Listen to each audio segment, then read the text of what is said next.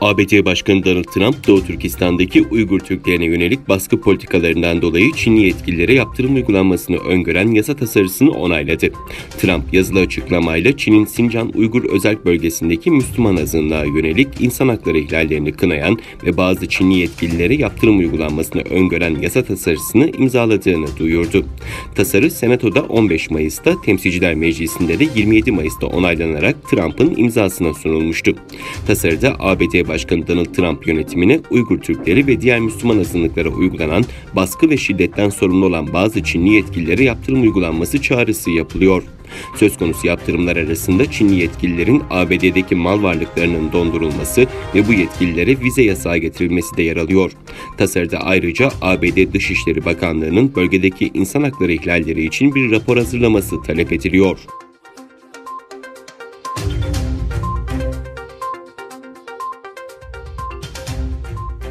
Xinhua Ajansı'nın haberine göre Gaofen 903 yer gözlem uydusu Çin'in Sichuan uydu fırlatma merkezinden yerel saatte 15.19'da fırlatıldı. Long March 2D taşıyıcı roketiyle yörüngesine gönderilen uydu, optik uzaktan algılama teknolojisiyle 1 metre altında çözünürlükte görüntü toplayacak. Uydu genel anlamda arazi gözlem, şehir planlama, yol şebekelerinin tasarımı, ürün hasat tahmini, doğal afetlerin etkilerinin hafifletilmesi amacıyla kullanılacak. Gaofen 903'te 2 mini uydu daha yörüngeye gönderildi. Uydulardan biri gemi ve uçak seferlerine ilişkin bilgi toplayacak. Diğeri nano uydu teknolojilerini test etmek için hizmet verecek. Diğer yandan Çin'in ileri teknolojiyi Uygurlar ve diğer dini gruplara baskı yapmak amacıyla kullanması tepki uyandırıyor. Doğu Türkistan'da toplama kamplarında tuttuğu Uygur Türklerini deneysel kullanması, kültürel soykırım yapması, yüz tarama teknolojileriyle kategorize etmesi, takip cihazları ve kamera kayıt yöntemleri gibi birçok hassas teknolojinin Uygur Türkleri üzerinde denenmesi karşısında dünya sessizliğini bozuyor.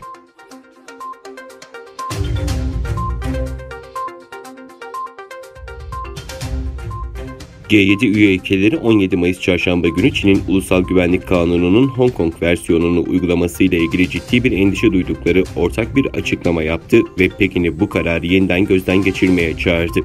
Açıklamayı imzalayanlar arasında ABD, Kanada, Fransa, Almanya, İtalya, Japonya ve İngiltere'nin Dışişleri Bakanlarının yanı sıra Avrupa Birliği'nin üst düzey temsilcileri yer alıyor. Açıklama, Çin'in kararının Hong Kong Temel Kanunu ve Çin-İngiliz Ortak Deklarasyonu ilkeleri uyarınca uluslararası taahhütlere uymadığını, tek ülke iki sistem ilkesini ve Hong Kong'un yüksek derecede özellik derecesini ciddi şekilde tehlikeye attığını, uzun yıllar boyunca Hong Kong'un güçlü gelişimini ve başarılı sistemini tehlikeye attığını belirtiyor.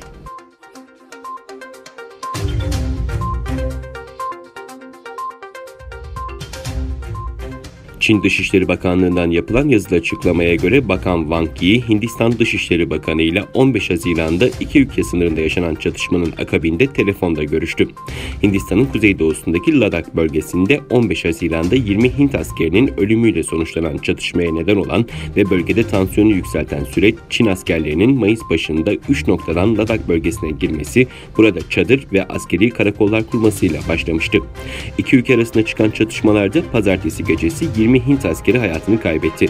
Hindistan ordusu sözcüsünün salı akşamı yaptığı açıklamada 43'ten fazla Çin askerinin yaralandığı ya da hayatını kaybettiği belirtildi.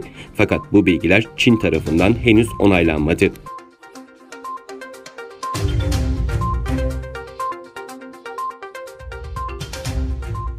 Birleşmiş Milletler Güvenlik Konseyi'ne 4 geçici üye seçildi. Toplam 15 üye ülkenin bulunduğu Birleşmiş Milletler Güvenlik Konseyi'nin 5 daimi üyesi ABD, Çin, Rusya, İngiltere ve Fransa'dan oluşuyor. Kalan 10 üye ülke ise Birleşmiş Milletler'in 5 coğrafi grubu arasından 2 yıl için Birleşmiş Milletler Genel Kurulu'na seçiliyor.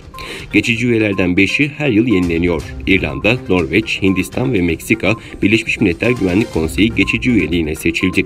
Afrika grubunda bir koltuk için aday olan fakat yeterli oyu alamayan Kenya ve Cibuti için bugün bir seçim daha yapılacak. Söz konusu 5 ülke 1 Ocak 2021'den itibaren Birleşmiş Milletler Güvenlik Konseyi'nde 2 yıl boyunca geçici üye olarak görev yapacak.